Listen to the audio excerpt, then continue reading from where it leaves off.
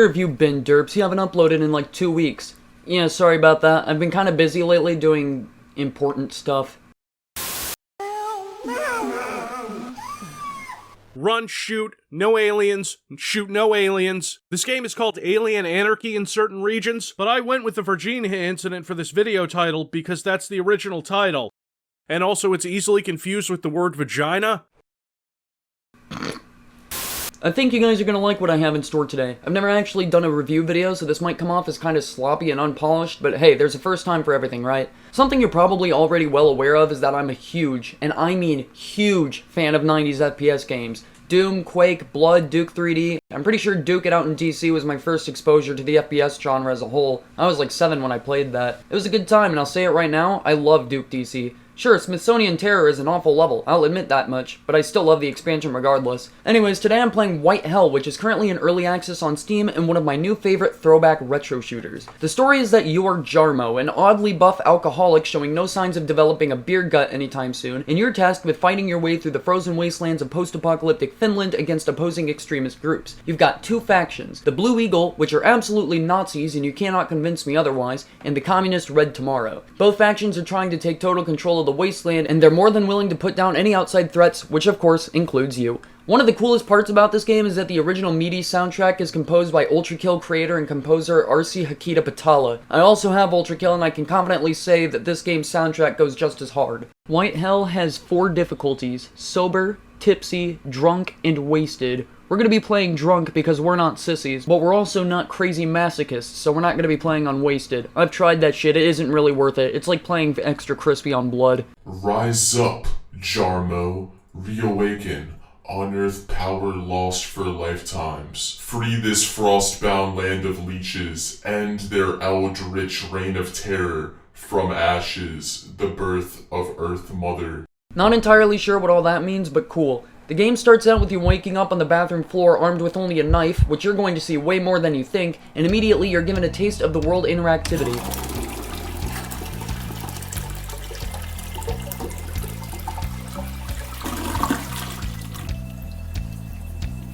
I don't know about that. I'd say if you're a heavy alcoholic and still manage to make yourself look like this, you've got a strange definition of the word shit. Right out the door, you'll have your first enemy encounter with the skinhead who carries a baseball bat and throws rocks at you, which you can parry by kicking. And since you start out with half your health, you'll pick up a beer case which restores all of your health. Yes, beer is health. They work Jarmo's alcoholism into the game mechanics. It's great.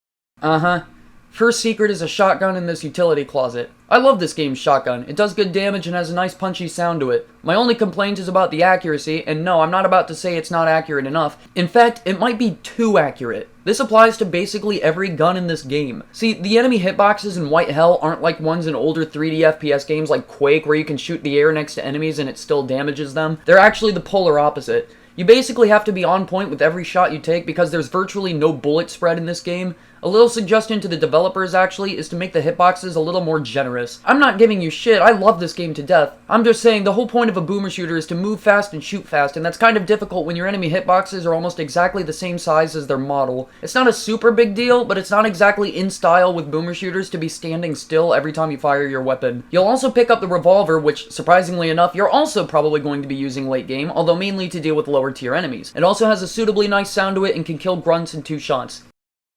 Assuming those shots actually land. Oh yeah, Sisu mode. Sisu mode, which is bound to Q by default, gives you special weapons with various unique effects and is recharged by getting kills. The only one you have access to for right now is the sword, but you'll unlock more later. You'll see.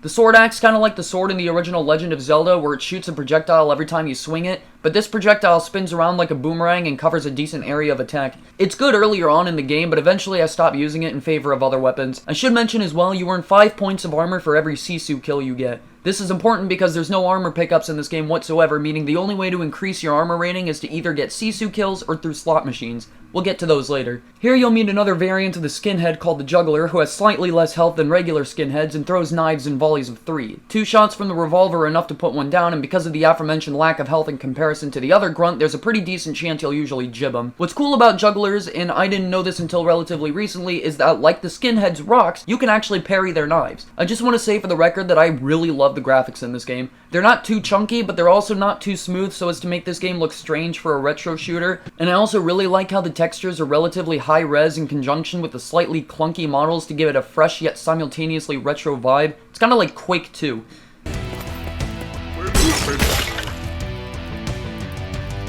Kicking doors off their hinges jibs enemies. Awesome. Outside, you'll encounter your first officers who are slightly tougher than your average grunt and carry SMGs that you can't have. That's okay, you'll get something better. You'll see. If you crouch jump from this couch onto this table, there's another secret shotgun pickup in the bathroom. In order to finish the level, you now have to find the red key to unlock the garage, which you'll need to clear out.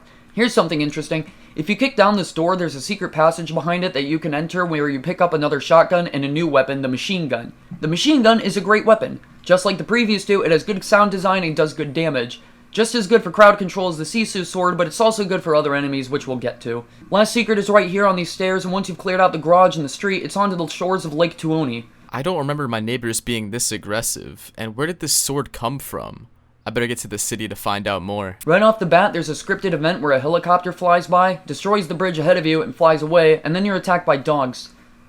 Oh, goddamn. One shot from the revolver. That is literally all you need to put one down, and if it takes more than one, they'll usually jib. Oh no, that's even worse. There's a secret in the back of this truck where you can pick up a couple of beer cans and a shotgun. This level throws more officers at you than anything else, which isn't a problem if you don't suck at video games because you have the shotgun and they have automatic pea shooters that pale in comparison. You're supposed to go in this cave here, but there's a little path back here you can take that leads to an ice pond and a cabin. There's an officer standing on a slab of ice on the pond, which gives me an opportunity to talk about the ice and the water in this game. You're in post-apocalyptic Finland, so of course the water is going to be dangerous, but not because of radiation. If you choose to go for a little swim, you'll be paying the price of 5 hit points per second because of how cold it is. Yes, you take damage from ice cold water. This includes enemies too, and if you shoot a slab of ice out from underneath an enemy, they'll fall into the water, take damage, and jib?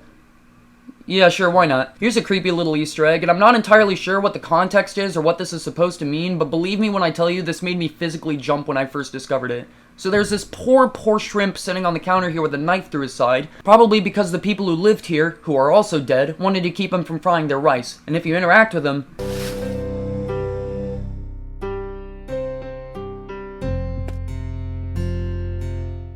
Spooky stuff. Again, not really sure of the significance of either the shrimp or the shadow person, but it's a welcome little surprise nonetheless. Anyways, there's a button on the other side of this bookshelf that opens this trapdoor here, which leads you into the cave from before, but you get a secret beer case to replenish your health. Especially useful if you went swimming under the assumption it was safe to do so. A little further into the cave, there's a small bunker where more enemies are waiting for you, and if you jump back here and hit this button, this door down here opens and you can pick up the rifle. The rifle, which I assume is a Mosin Nagant based on the design, is really useful and really accurate. Usually I'll use it to take out officers from a distance since it one-hits them. It's pretty satisfying. There's cool little details in this game's level design that you might miss too, like these icicles that you can shoot off the ceiling.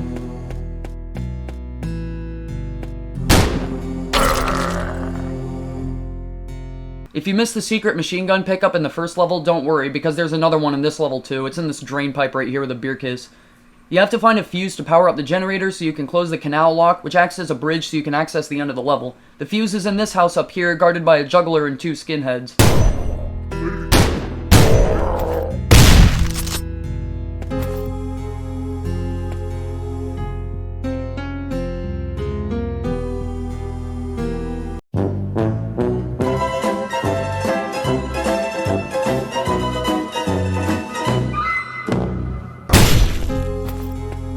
Power up the generator, close the canal lock, ignore the shotgun on the tree, it doesn't count as a secret, I'm not entirely sure why it's there. And once you've wiped out every Nazi thug in the level, it's time to go to...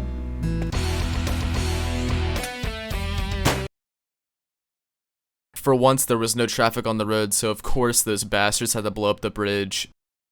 Sewers it is then.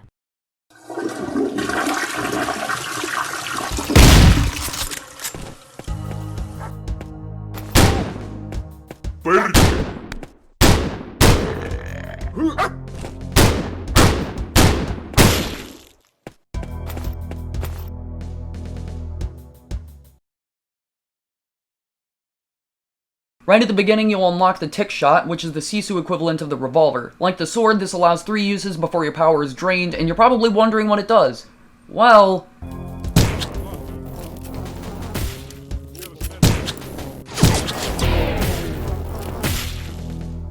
as I mentioned before, besides Sisu kills, you can also get armor from these slot machines, which become relatively common in Chapter 2. Warning, overuse can cause overheating. That's there for a reason. Wanna guess why?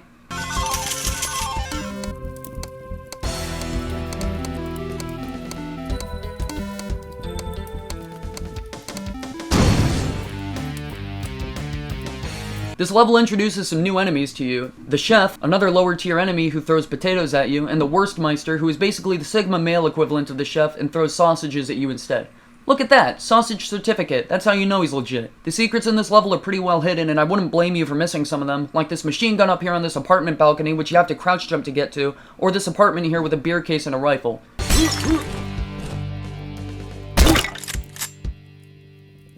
Is that Dark Forces? Your goal in this level is to blow open the barricade to the fortress and make your way inside. Problem is, the drawbridge is currently up and blocking your path, and you'll need it down in order to blow up the entrance. Once you've acquired the blue keycard in this tower here, you'll want to head to where the drawbridge is and jump down. See, the bridge controls on this side aren't working, meaning you'll have to jump down, and this is one of those games where fall damage doesn't exist, ultimately giving you way more maneuverability options than most FPS games. But before you can do that...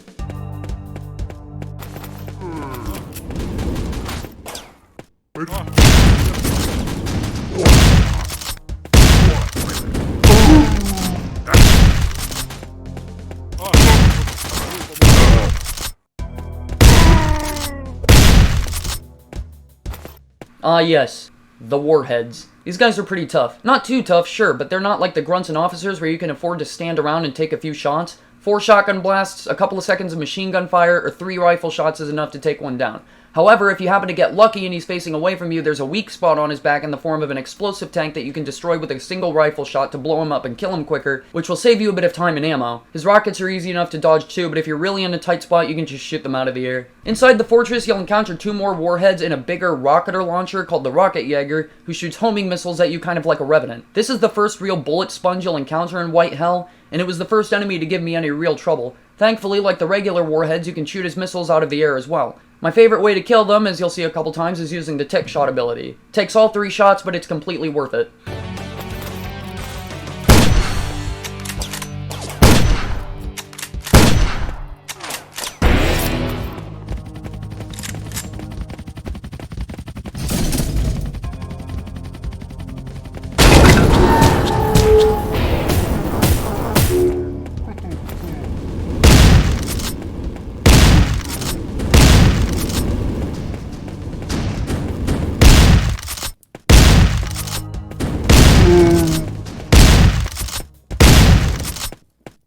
Once you've erased him from the level, pick up the blue key from the shipping container over here and unlock the gates to the dungeons of the castle the Blue Eagle. The city was completely overrun. It all seems to stem from the castle. This level. Good map, decent challenge, plenty of secrets to be found, including this out-of-the-way beer case, which doesn't count as a secret. Which is weird.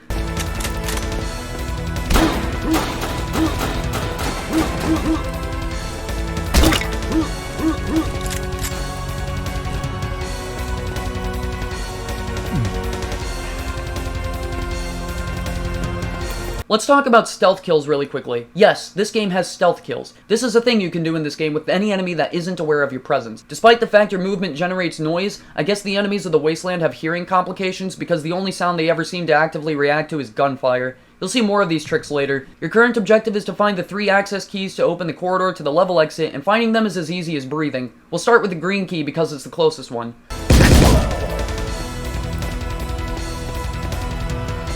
Alright, the saunas. Saunas can be found every once in a while and are used to replenish your health, which is cool. They made it so that the heat of a sauna has the opposite effect of the cold waters of Finland. You can use it endlessly too, you just have to keep hitting this button to activate it when it shuts off. Even the little things can make big differences.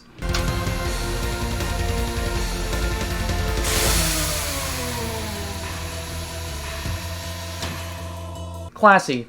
The green access key is in this room, and this is the first opportunity I really get to demonstrate what I was talking about with the warhead weak points. No, that's not how that works. You were supposed to die.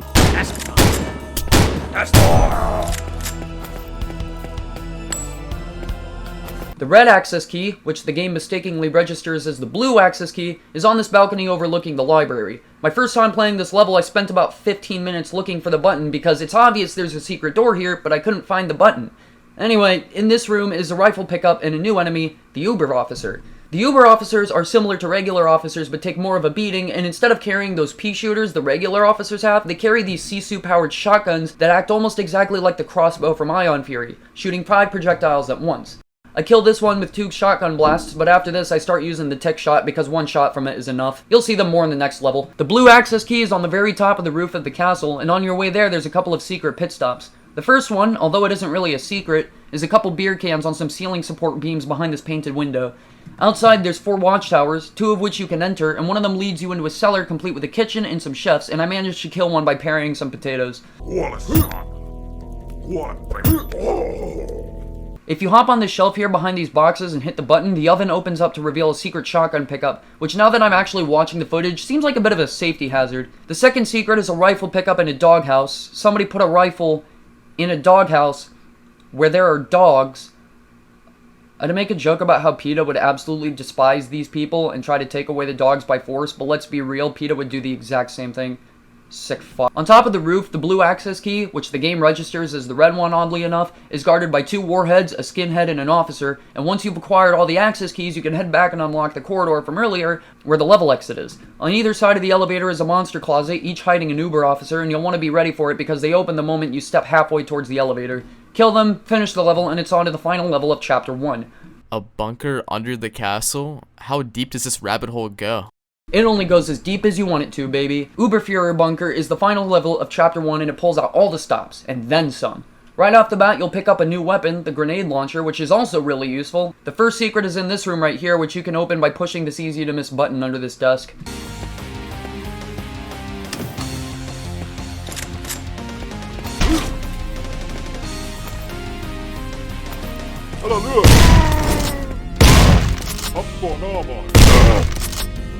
The scientists, lower tier enemies who throw vials of liquidized Sisu at you that deal lingering damage. Easy to deal with, they're basically just grunts that graduated from high school, and they kind of remind me of the scientists from Dusk, which is pretty cool, but there's not really much else to say about them. So you break through a vent into this laboratory where there are some scientists experimenting on the effects of Sisu energy when applied to humans and various animals, what with all the test subjects on the beds and the dogs in containment. There's a red key card here, and in order to progress you have to shut down the Sisu power generators in this room that are guarded by Uber officers to disable the force fields.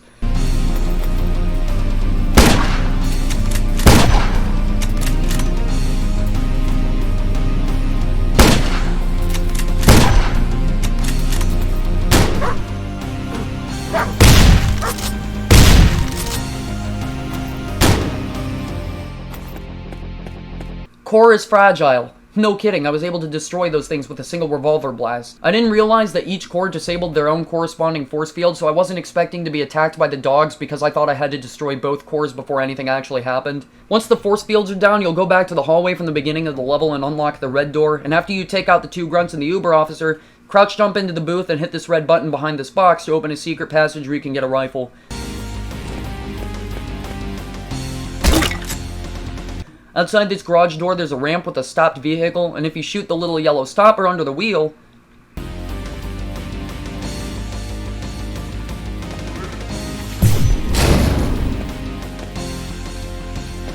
this office here is a decent arena. I'm never fully prepared for the multiple directions of gunfire, especially considering there's a warhead and an Uber officer in here as well. The Überfuhrer has his own office, and we'll come back to that later. You'll see. Anyways, not much to talk about for a bit. There's a few more secrets you'll find, including this one, which...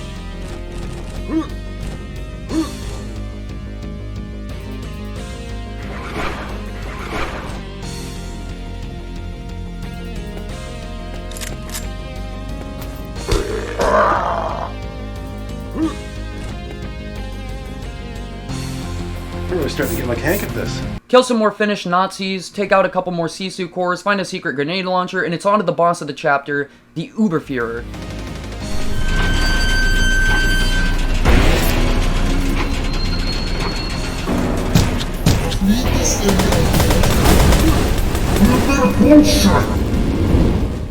Sure, he might look intimidating, but realistically, he only has 3 attacks. A short barrage of rockets, these balls of Sisu energy that deal lingering damage like the scientists' attacks, and a dash attack with a painfully obvious telegraph, and it's your fault if he hits you doing it. Before you kill him though, you'll want to trick him into smashing into these crates right here because there's a blue key card you're going to want. It's not required to finish the level, but you'll want it.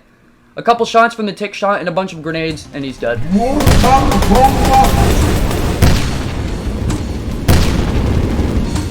Oi vittu! Jarmo! Auf Wiedersehen!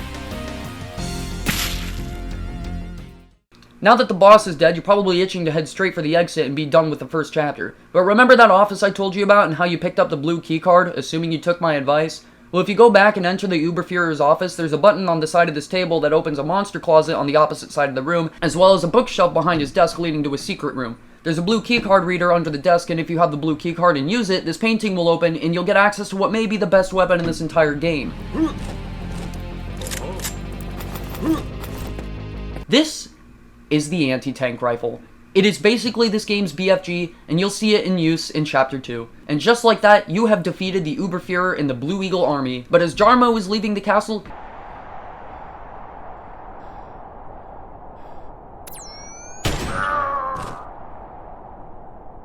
he's shot in the chest by a communist sniper and left for dead, drawing Chapter 1 to a close and leaving us at a cliffhanger where Chapter 2 begins.